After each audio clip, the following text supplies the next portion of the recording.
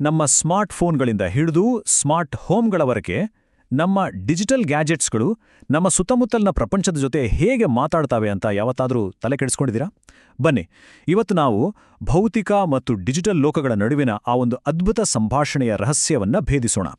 ಈ ಒಂದು ಇಂಟ್ರೆಸ್ಟಿಂಗ್ ಜಗತ್ತಿನ ಒಳಗೆ ಇಳಿದು ನೋಡೋಣ. ಒಂದು ಕಡೆ ನೋಡಿದ್ರೆ ನಮ್ಮ ಸುತ್ತಮುತ್ತಿರೋ ಈ ಪ್ರಪಂಚ ಸಮುದ್ರದ ಅಲೆಗಳ ಥರ ಯಾವಾಗ್ಲೂ ಚೇಂಜ್ ಆಗ್ತಾನೇ ಇರುತ್ತೆ ಅಲ್ವಾ? ಇನ್ನೊಂದು ಕಡೆ ನಮ್ಮ ಡಿಜಿಟಲ್ ಪ್ರಪಂಚ, ಇದು ಪಕ್ಕಾ 0 ಮತ್ತೆ 1ರ ಲೆಕ್ಕದಲ್ಲಿ ನಡೆಯೋದು. ಹಾಗಾದ್ರೆ ಈ ಎರಡೂ ಬೇರೆ ಬೇರೆ ಪ್ರಪಂಚಗಳು ಒಂದಕ್ಕೊಂದು ಕನೆಕ್ಟ್ ಆಗೋದು ಹೇಗೆ? ಇದೇ ಪ್ರಶ್ನೆಗೆ ಇವತ್ತು ನಾವು ಉತ್ತರ ಹುಡುಕೋಣ. ಸರಿ, ಮೊದಲನೇದಾಗಿ ಈ ಎರಡೂ ಪ್ರಪಂಚಗಳನ್ನ ಬೇಸಿಯೋ ಆ ಒಂದು ಟೆಕ್ನಾಲಜಿ ಯಾವುದು ಅಂತ ನೋಡೋಣ. ನಮ್ಮ ಇವತ್ತಿನ ಕಥೆಯ ಹೀರೋನೇ ಈ ಟ್ರಾನ್ಸ್ಡ್ಯೂಸರ್. ಇದನ್ನ ಒಂದು ರೀತಿ ಮ್ಯಾಜಿಕ್ ಮಾಡೋ ಟ್ರಾನ್ಸ್ಲೇಟರ್ ಅಂತ ಅನ್ಕೋಬೋದು. ಯಾಕಂದ್ರೆ ಇದು ಶಕ್ತಿಯನ್ನ ಒಂದು ರೂಪದಿಂದ ಇನ್ನೊಂದು ರೂಪಕ್ಕೆ ಬದಲಾಯಿಸುತ್ತೆ. ಉದಾಹರಣೆಗೆ, ಸೌಂಡ್ ಎನರ್ಜಿನ ಎಲೆಕ್ಟ್ರಿಕಲ್ ಸಿಗ್ನಲ್ ಆಗಿ ಅಥವಾ ಎಲೆಕ್ಟ್ರಿಕಲ್ ಸಿಗ್ನಲ್ ಅನ್ನ ಚಲನೆಯಾಗಿ. ಸಿಂಪಲ್ ಆಗಿ ಹೇಳೋದಾದ್ರೆ ಫಿಸಿಕಲ್ ಮತ್ತೆ ಡಿಜಿಟಲ್ ಪ್ರಪಂಚಗಳ ನಡುವಿನ ಮಧ್ಯವರ್ತಿ ಇದು. ಈಗ ನೋಡಿ, ಈ ಟ್ರಾನ್ಸ್ಡ್ಯೂಸರ್ ಅನ್ನೋದು ಒಂದು ದೊಡ್ಡ ಫ್ಯಾಮಿಲಿ ಇದ್ದಾಗೆ. ಇದರಲ್ಲಿ 2 ಮುಖ್ಯ ಸದಸ್ಯರಿದ್ದಾರೆ. ಸೆನ್ಸರ್ಗಳು ಏನ್ ಮಾಡುತ್ತೆ ಅಂದ್ರೆ ನಮ್ಮ ಸುತ್ತಮುತ್ತಲಿನ ಮಾಹಿತಿನ ಕಲೆಕ್ಟ್ ಮಾಡುತ್ತೆ. ಟೆಂಪ್ರೇಚರ್ ಇರ್ಬೋದು, ಬೆಳಕು ಇರ್ಬೋದು. ಇದನ್ನ ನಾವು ಇನ್ಪುಟ್ ಅಂತ ಕರಿಬೋದು. ಇನ್ನೊಂದು ಕಡೆ ಆಕ್ಚುಯೇಟರ್ಗಳು ಇವೆ. ಇವು ಡಿಜಿಟಲ್ ಕಮಾಂಡ್ಗಳನ್ನು ತಗೊಂಡು ಅದನ್ನ ನಿಜವಾದ ಆಕ್ಷನ್ ಆಗಿ ಬದಲಾಯಿಸುತ್ತವೆ. ಉದಾಹರಣೆಗೆ, ಒಂದು ಮೋಟಾರ್ ತಿರುಗಿಸೋದು. ಇದೇ ಔಟ್ಪುಟ್. ಇನ್ನು ಸಿಂಪಲ್ ಆಗಿ ಹೇಳ್ಬೇಕಂದ್ರೆ ಸೆನ್ಸರ್ ಅಂದ್ರೆ ಕಣ್ಣು, ಕಿವಿ, ಆಕ್ಚುಯೇಟರ್ ಅಂದ್ರೆ ಕೈ, ಕಾಲು ಅಷ್ಟೇ.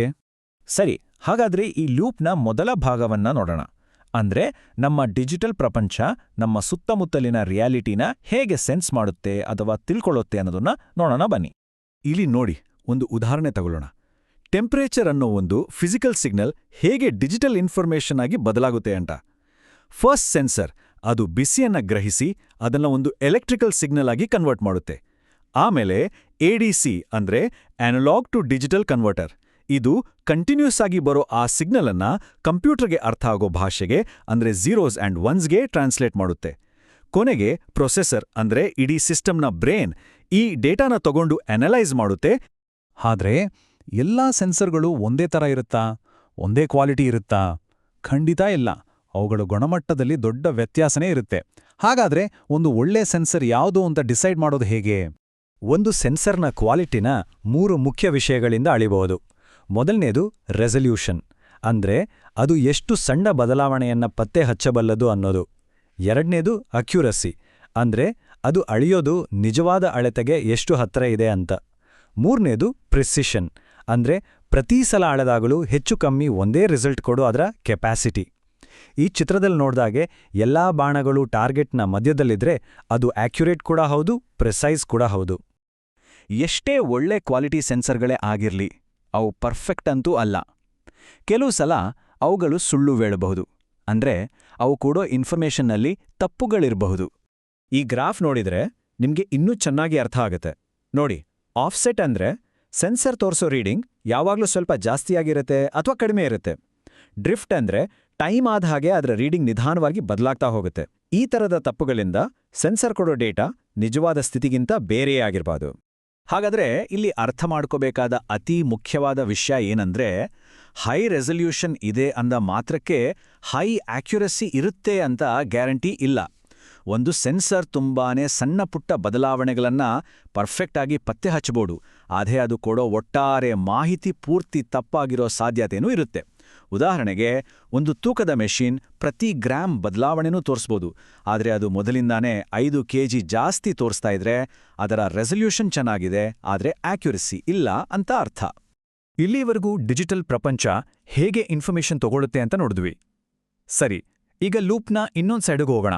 ಅಂದ್ರೆ ಡಿಜಿಟಲ್ ಕಮಾಂಡ್ಗಳು ಹೇಗೆ ಫಿಸಿಕಲ್ ಆಕ್ಷನ್ ಆಗಿ ಬದಲಾಗತ್ತೆ ಅಂತ ತಿಳ್ಕೊಳ್ಳೋಣ.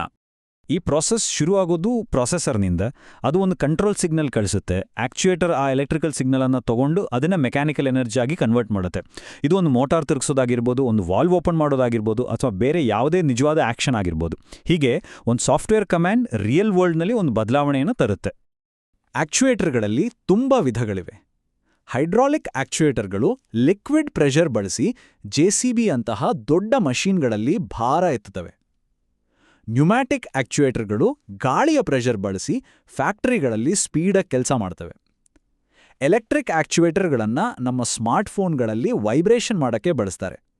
ಇನ್ನು ಮೆಕ್ಯಾನಿಕಲ್ ಆಕ್ಚುಯೇಟರ್ಗಳು ಗೇರ್ಗಳ ಥರ ಸಿಂಪಲ್ ಮೂವ್ಮೆಂಟ್ ಕ್ರಿಯೇಟ್ ಮಾಡ್ತವೆ. ಫ್ಯೂಚರ್ನಲ್ಲಿ ಈ ಆಕ್ಚುಯೇಷನ್ ಜಗತ್ತು ಇನ್ನೂ ಇಂಟ್ರೆಸ್ಟಿಂಗ್ ಆಗಲಿದೆ. ಶೇಪ್ ಮೆಮರಿ ಅಲಾಯ್ಗಳಂತಹ ಸ್ಮಾರ್ಟ್ ಮೆಟೀರಿಯಲ್ಗಳು ಹೀಟ್ ಅಥವಾ ಕರೆಂಟ್ ಕೊಟ್ಟಾಗ ತಮ್ಮ ಶೇಪನ್ನೇ ಬದಲಾಯಿಸ್ಕೊಳ್ತವೆ. ಇದನ್ನ ಮೆಡಿಕಲ್ ಫೀಲ್ಡ್ನಲ್ಲಿ ಅಂದ್ರೆ ರೋಬೋಟಿಕ್ ಸರ್ಜರಿ ಅಂತಹ ಸೂಕ್ಷ್ಮ ಕೆಲಸಗಳಿಗೆ ಬಳಸ್ಬೋದು, ಯಾಕಂದ್ರೆ ಅಲ್ಲಿ ಪ್ರೆಸಿಷನ್ ತುಂಬಾನೇ ಮುಖ್ಯ ಆಗತ್ತೆ. ಸರಿ, ಈಗ ನಾವು ಸೆನ್ಸಿಂಗ್ ಮತ್ತು ಆಕ್ಚುಯೇಷನ್ ಈ ಎರಡೂ ಕಾನ್ಸೆಪ್ಟ್ಗಳನ್ನು ಒಟ್ಟಿಗೆ ಸೇರಿಸಿ ಕಂಪ್ಲೀಟ್ ಪಿಕ್ಚರ್ ಹೇಗಿರುತ್ತೆ ಅಂತ ನೋಡೋಣ. ಈ ಸ್ಮಾರ್ಟ್ ಫೈರ್ ಸ್ಪ್ರಿಂಕ್ಲರ್ ಉದಾಹರಣೆ ತಗೊಂಡ್ರೆ ಎಲ್ಲವೂ ಕ್ಲಿಯರ್ ಆಗುತ್ತೆ. ಮೊದಲು ಒಂದು ಟೆಂಪರೇಚರ್ ಸೆನ್ಸರಲ್ಲಿರೋ ಶಾಖವನ್ನ ಪತ್ತೆ ಮಾಡುತ್ತೆ. ಈ ಮಾಹಿತಿಯನ್ನ ಪ್ರೊಸೆಸರ್ ಅನಲೈಸ್ ಮಾಡಿ ಇದು ಬೆಂಕಿ ಇರ್ಬೋದು ಅಂತ ಡಿಸೈಡ್ ಮಾಡುತ್ತೆ. ತಕ್ಷಣ ಅದು ಆಕ್ಚುಯೇಟರ್ಗೆ ಒಂದು ಕಮಾಂಡ್ ಕಳಿಸುತ್ತೆ. ಆಕ್ಚುಯೇಟರ್ ಹೋಗಿ ನೀರಿನ ವಾಲ್ವನ್ನ ಓಪನ್ ಮಾಡುತ್ತೆ. ನೀರು ಬಂದು ಬೆಂಕಿಯನ್ನ ನಂದಿಸಿದಾಗ ಪರಿಸರ ಬದಲಾಗತ್ತಲ್ವಾ?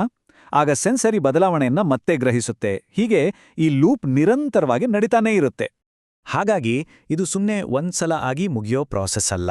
ಇದು ನಮ್ಮ ಫಿಸಿಕಲ್ ಪ್ರಪಂಚ ಮತ್ತು ಡಿಜಿಟಲ್ ಇಂಟೆಲಿಜೆನ್ಸ್ ನಡುವೆ ನಡೆಯೋ ಒಂದು ಕಂಟಿನ್ಯೂಯಸ್ ಡೈನಾಮಿಕ್ ಸಂಭಾಷಣೆ ಇದ್ದಾಗೆ.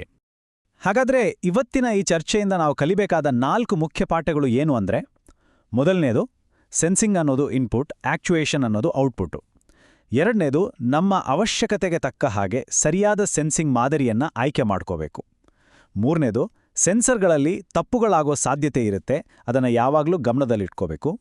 ಕೊನೆಯದಾಗಿ ಒಂದು ಆಕ್ಚುಯೇಟರ್ ಆಯ್ಕೆ ಮಾಡುವಾಗ ಅದರ ಪವರ್, ಸ್ಪೀಡ್ ಮತ್ತು ಸೈಜ್ ಇವೆಲ್ಲವನ್ನೂ ಬ್ಯಾಲೆನ್ಸ್ ಮಾಡೋದು ಮುಖ್ಯ. ಕೊನೆಯದಾಗಿ ನಾವು ಅರ್ಥ ಮಾಡ್ಕೋಬೇಕಾದ ವಿಷಯ ಏನಂದ್ರೆ, ಇವತ್ತು ಫಿಸಿಕಲ್ ಮತ್ತು ಡಿಜಿಟಲ್ ಪ್ರಪಂಚಗಳು ಬೇರೆ ಬೇರೆಯಾಗಿ ಉಳಿದಿಲ್ಲ. ಸೆನ್ಸಿಂಗ್ ಮತ್ತು ಆಕ್ಚುಯೇಷನ್ ಮೂಲಕ ಅವು ಒಂದರೊಳಗೊಂದು ಬೆಸ್ತುಕೊಂಡಿವೆ. ಪ್ರೋಗ್ರಾಮ್ ಮಾಡಬಹುದಾದ ಒಂದು ನಿರಂತರ ಸಂವಾದದಲ್ಲಿ ಇವೆರಡೂ ಲಾಕ್ ಆಗಿವೆ. ಜರಾ ಯೋಚನೆ ಮಾಡಿ, ಈ ತಂತ್ರಜ್ಞಾನ ನಮ್ಮ ಭವಿಷ್ಯವನ್ನ ಇನ್ನೆಷ್ಟು ಬದಲಾಯಿಸಬಹುದು ಅಂತ.